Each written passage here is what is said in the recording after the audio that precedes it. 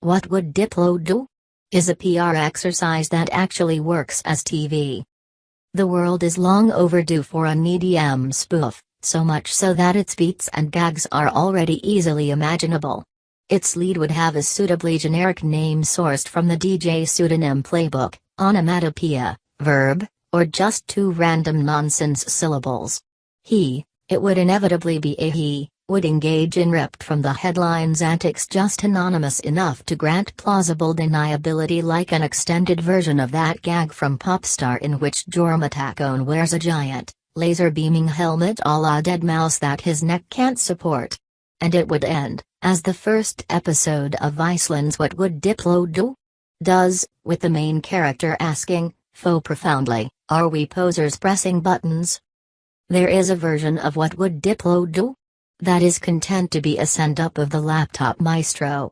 But what distinguishes WWDD is how it drops all pretense about who it's attempting to satirize and comes right out with its intended target, which it can do without fear of reprisal thanks to the enthusiastic participation of its subject. The global superstar at the show's center, as played by James Van Der Beek, isn't a stand-in for Diplo or a composite of him and other EDM superstars. He's just Diplo, or rather Diplo, like how Curb Your Enthusiasm stars Larry David decked out in mad decent gear and surrounded by major laser posters. The 38-year-old musician serves as executive producer along with his manager, Kevin Kuzitsu, who gets his own on-screen surrogate. Every episode is directed by Diplo's longtime music video collaborator Brandon Dermer.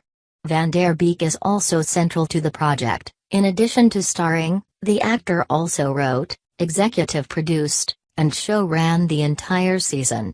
But in a key sense, WWDD is one giant, meta, half-winking, half-earnest brand-building enterprise for its namesake, and it's that extra twist that makes an otherwise perfectly clever pot-shot at an imminently mockable subculture so intriguing.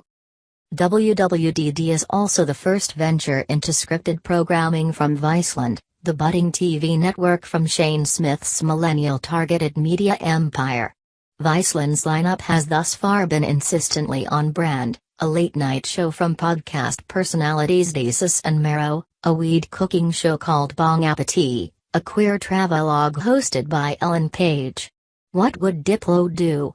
With its winking self-deprecation and almost fictional proximity to real life, could only come from a company that prides itself so much on edge, albeit the camera-ready and celebrity-friendly kind. The initial press release described WWDD as Louis meets world star hip-hop crossed with This Is Spinal Tap.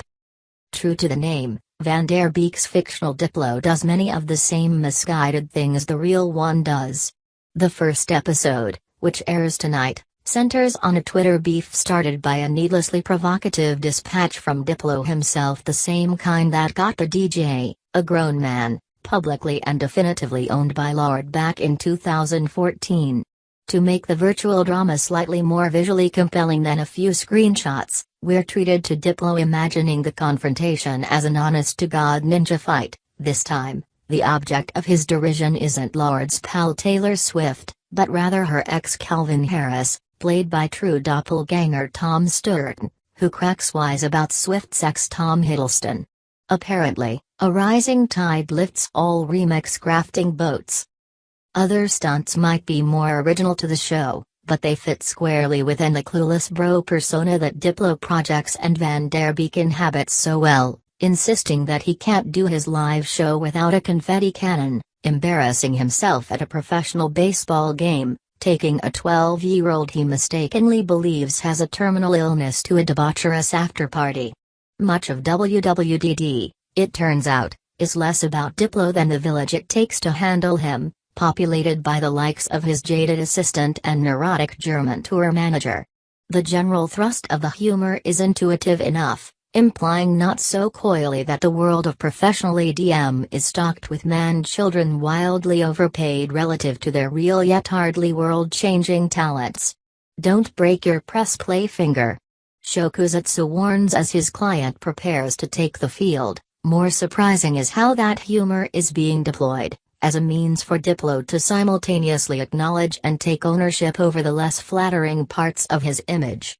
By giving Van der Beek his blessing, Diplo has commandeered a potential hit job into a 3-hour advertisement for his own self-awareness. At one point, show Diplo complains that a blatant play for streaming success is cheapening the art form.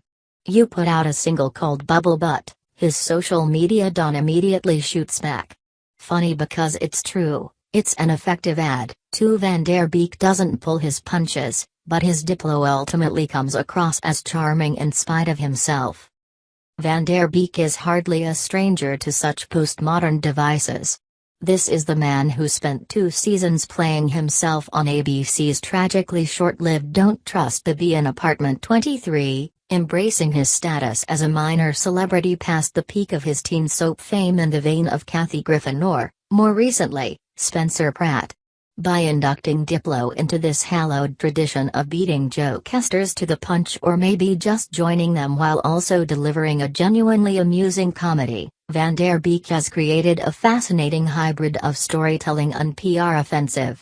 It's not the first such series we've seen this summer. What WWDD does for Diplo, Freeform's The Bold Type aims to do for an entire industry. But it is, thus far, the best. Would that all thinly veiled spin came with so many one-liners about Instagramming your meditation session.